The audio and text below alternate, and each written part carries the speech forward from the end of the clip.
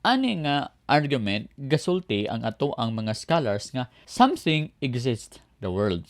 Na ay na-exist. Mao kini ang atong world or universe. Then ikaduha, nothing can produce something. Ang wala dili gid makaproduce og naa.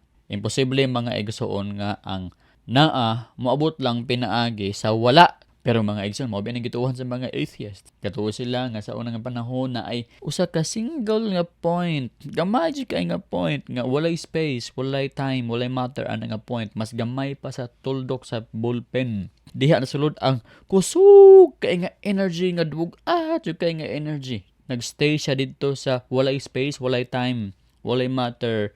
Gamay ra jud kaayo for all eternity. O by chance, nibutol lang siya, ni-expand lang siya. Wala lang isa ka segundo dako na iyang pag-expand. Mo nang matawag nato og Big Bang, pero dili gid daw kuno Big Bang kundi Great nga expansion.